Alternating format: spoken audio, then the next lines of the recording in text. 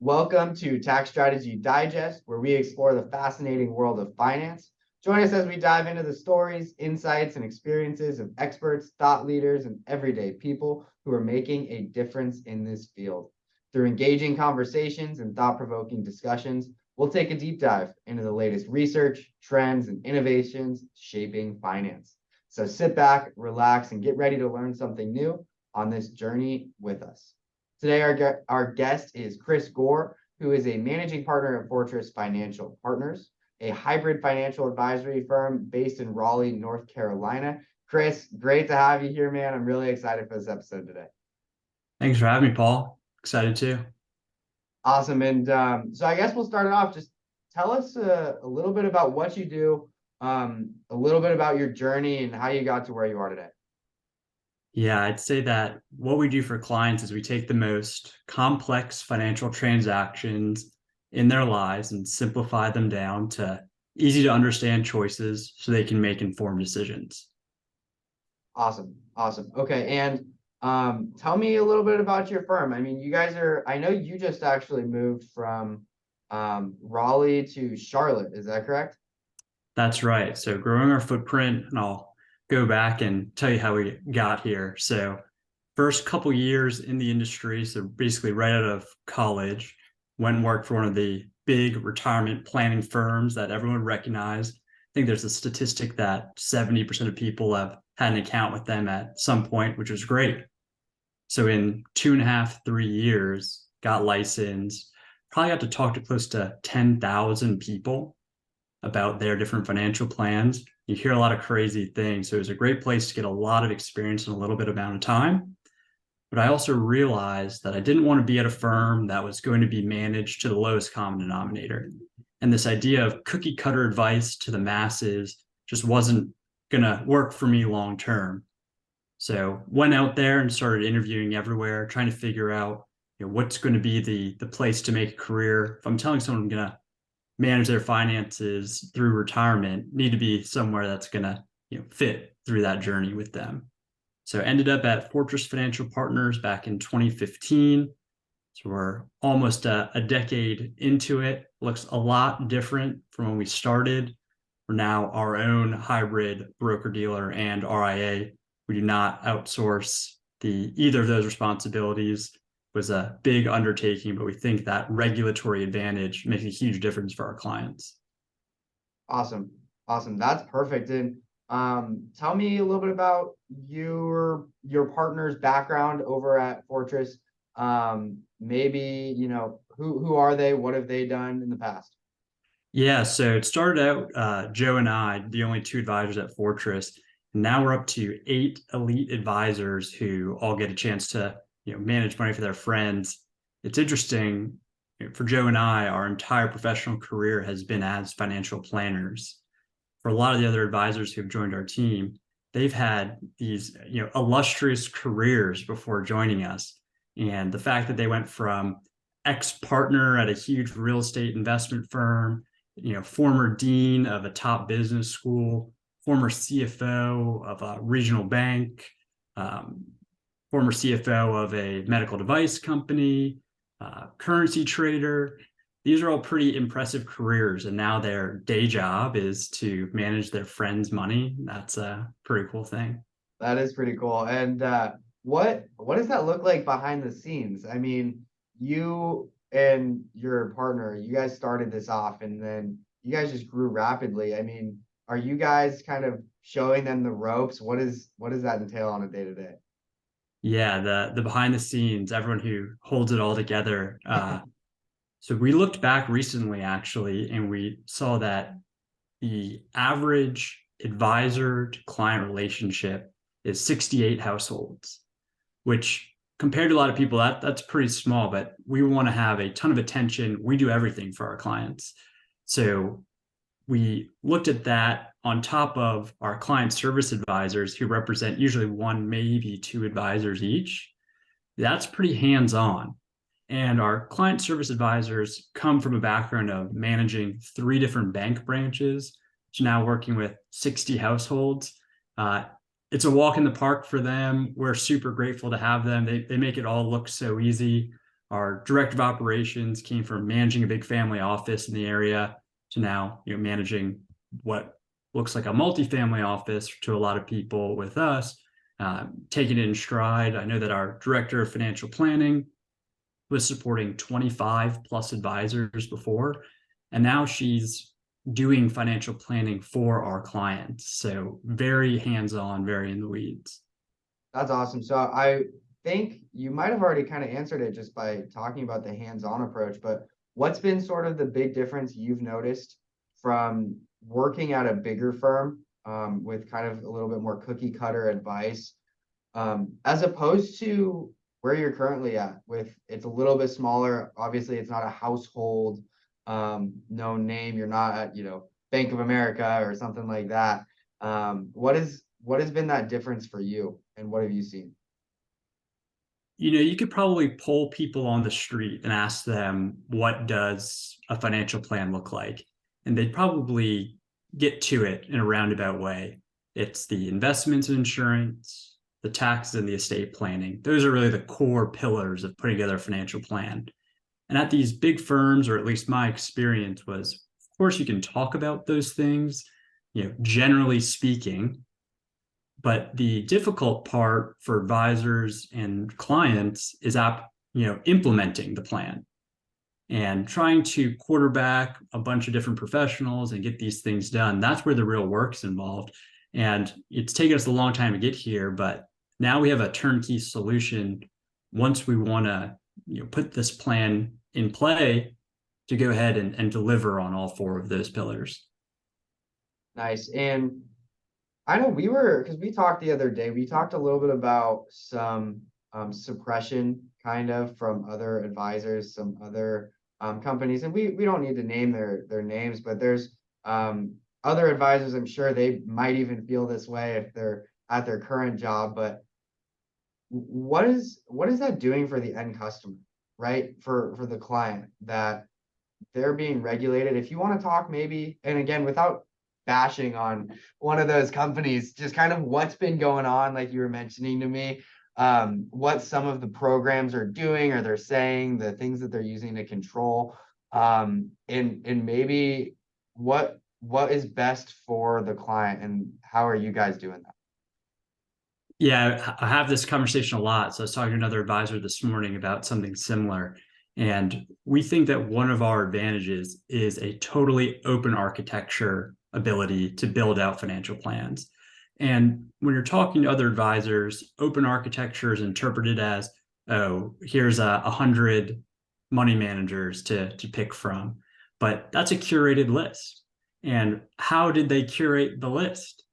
And I'm not sure if people really dug behind the scenes, they would hope that it's some sort of results, tangible benefit to the end client that's making up, who they're choosing.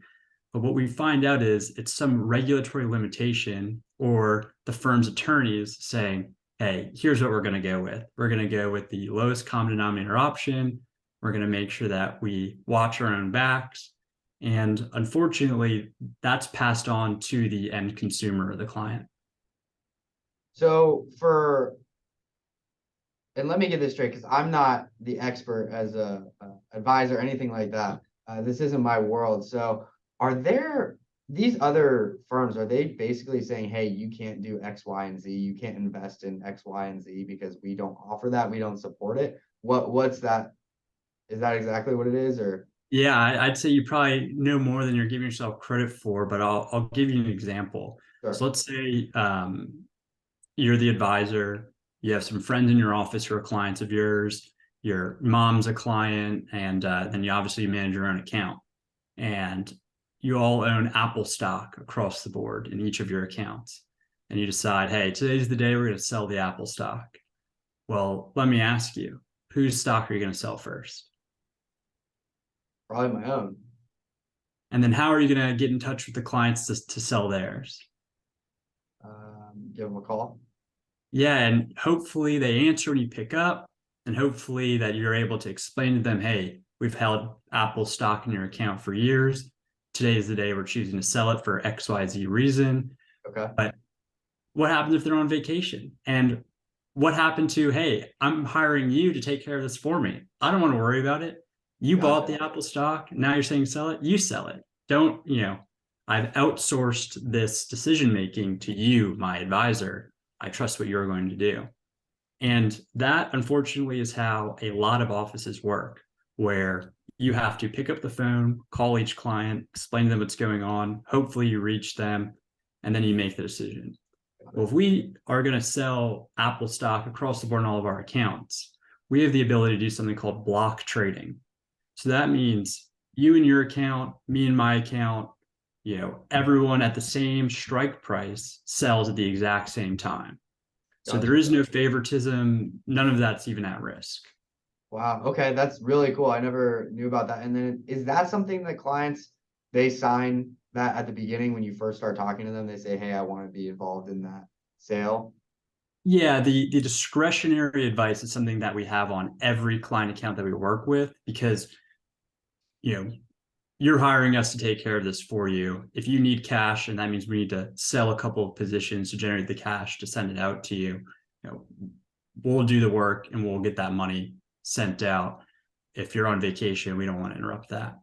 Sure. And are there some clients you found that they want that phone call? They want to know, "Hey, by the way, I'm selling the Apple stock today. Is that okay with you?" Or maybe it's even, "Hey, we just sold the Apple stock. Thanks." Yeah, some clients love that level of engagement and they want to be those, stock jockeys and understand what's going up, what's going down. They turn on all the alerts in their account so they can see what we're doing all the time. But the vast majority, 99% of the clients have, said, we want this concierge level of service where you are worried about this so that we do not have to. As long as everything, stays on track, this is your problem, not ours. Nice. And then you guys act as a fiduciary in everything that you do. So I mean, at any point, clients can know you're working in their best interest, right? Like they feel that level of comfortability. Why would they not feel that somewhere else? I mean, I've seen it in the past where some clients were just like, "Hey, I worked with um, big name bank, and I didn't feel like I was getting a service that actually benefited." Did you ever see that in your experience with where you worked prior, that some people just didn't felt like they were getting that same level of care almost? Yeah, I mean, there's no coincidence that it's XYZ firm with XYZ mutual fund and XYZ account. That conflict of interest is rampant. But when we looked at the fiduciary rules and we see people using that and abusing that language all the time, the way Right. we interpreted it was we want to have every option available to all of our clients all the time. And what we saw most of the industry going towards is this fee only, RIA only model. And easily 90% of our business is that advisory type of business, or fee for service business. But what we found is a lot of our clients are willing to let us crunch the numbers and show them, here are the costs. We can actually save you money by using this structure versus that structure. And we can do both. And we can change on, as circumstances change. And they really appreciate that. And that's what we want to keep delivering. So what are some of those things that clients will come to you asking? I mean, are they looking for advice on, "Hey, I'm selling my stock," or "I have company options," or, "Hey, I want to start my retirement account." What are the most common things that people will come to you for? 68 different households. It feels like we're tailoring everything to them specifically. Sure. But it goes back to those four pillars. And we are really excited to have brought on tax preparation in-house. As you know, we've been doing tax planning for years. This has been a huge differentiator for our business, because when it comes to investments, we think we have a great lineup of investments, and our clients think that as well. But at the end of the day, it's just a matter of our opinion. No one knows what any investment is going to look like 6 months from now. Right. And what we can do is review your taxes and say, hey, by changing these three or four things, we're going to save you $250,000 on your tax bill this year. And that's going to make a dramatic difference when you use that and compound it over decades. I love that. And that's kind of how we met. I know we started talking about the Deferred Sales Trust. You guys are implementing that. But what part of your guys' business, I mean, are you guys seeing from people coming to you for tax advice? I mean, where do taxes kind of weigh on that financial planning? And how are you guys? I don't know what the best way to even ask it is. I'd say, is it, how is that affecting your business? I mean, just being able to plan for their future using taxes. Are you seeing a lot of your clients are really needing that service right now? Have they even looked into it? That the Yeah, consequences of not planning it? every year we get the question, do you have a good CPA or tax person? And Right. every year the number of requests has gone up and up. So we've interviewed dozens of tax preparers trying to find the right fit. Because again, our clients are expecting a level of service and communication that they were not finding other places. And we want to make sure that that same level of service goes across the board, not just from their tax planning, which is, one of the things we start with, but also in their tax preparation. We want to make sure that it's delivered early, on time. We want them to have the rules in place for their tax returns, not the other way around. Yeah. So for some of those tax consequences, I mean, what's that big significant difference that you see between accounts of people who are being tax adverse? They are taking advantage of different strategies that can maximize their savings on taxes versus those who just say, you know what, I'm just going to pay all these taxes, never worry about it, tax me at the maximum rate. I mean, is there a big difference? Is it as big as people are saying? Or is it kind of smaller? Just with one tax strategy, the QSBS, if you're familiar with it. So this has been around for over a decade. This was to incentivize entrepreneurs to go out there and start businesses, incentivize people to invest in these startup businesses. Of course, it doesn't apply to you and me with service level businesses. Sure. But I'd say in the past year, we've had about 8 different clients who are, tech entrepreneurs or starting different companies. And for each one of them, the impact was $10 million. Wow. So yeah, I'd say it made a pretty big difference because no matter what investment strategy we design for someone, if you're taking a 47% haircut right off the beginning to cover your taxes, you're just never going to catch up. Yeah, I feel like I say this far too often, but everybody's least favorite uncle is definitely their Uncle Sam.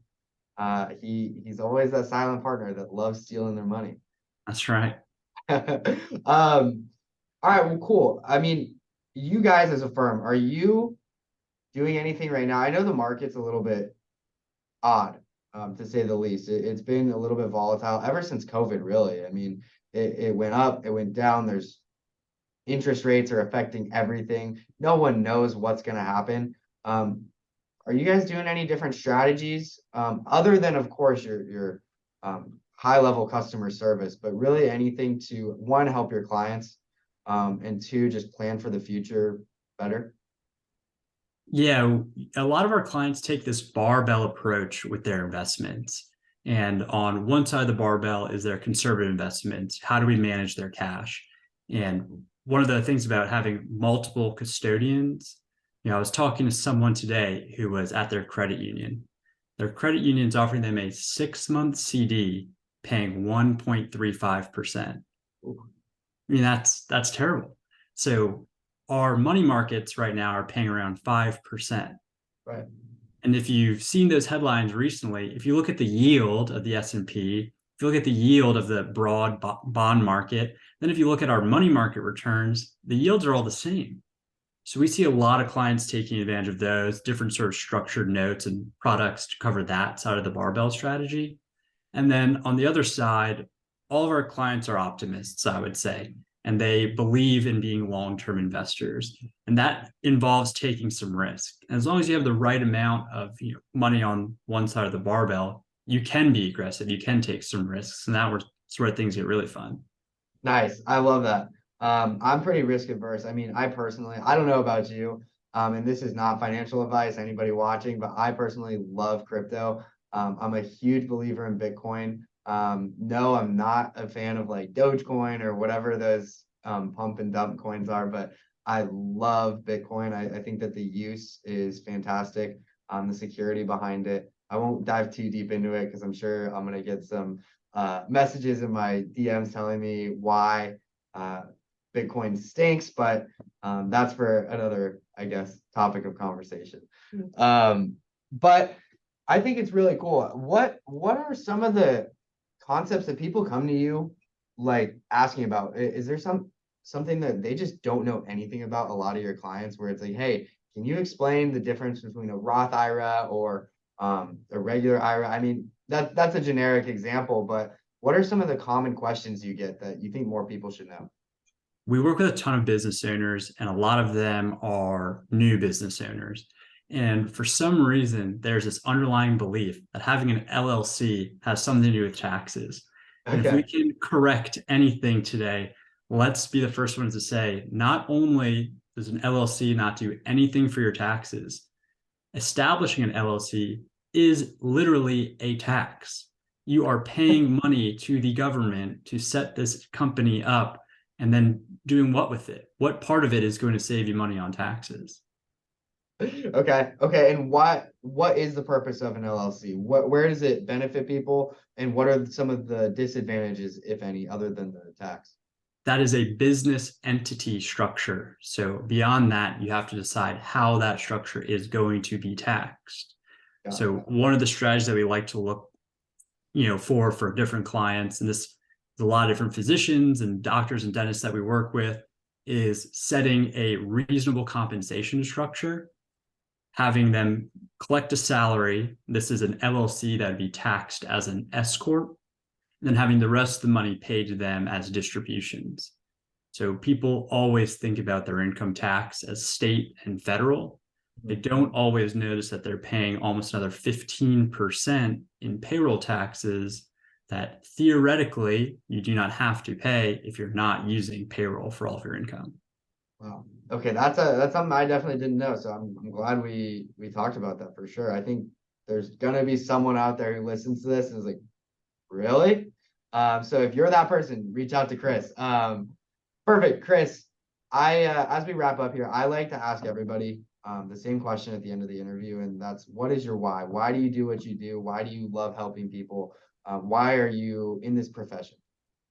I make a joke that I don't have a job and don't really work because my job is to manage my friends' money and their finances and take that off their plate. And it's something that they do not want to take care of.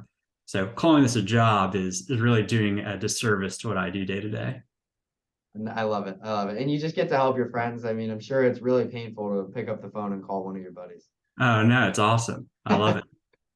Especially, I'm sure it's great when stocks and whatever they're investing in are way up, and you say, "Hey, you're up 12% today. It's a great day. The market is booming." They're like, Chris, I love you, man. Thank you so much. The flip side, when it's down, don't worry about it. It's okay. Yeah, much more fun this year when everything seems to be up. Yeah, exactly. Well, Chris, I really appreciate it. Thank you so much for coming on. I always appreciate your time and wisdom. I'm going to add a link below to your LinkedIn profile. I know you're starting to post a little bit more on there right now. I'm also going to add a link to your website. Anywhere else that people should reach out to you on? Yeah, LinkedIn, Twitter, all of my information is on our website. I feel like I get 100 calls a day. So if anyone needs anything, just reach out. Okay, perfect. Well, Chris, I really appreciate your time. Thanks so much. Thanks, Paul. Talk to you later.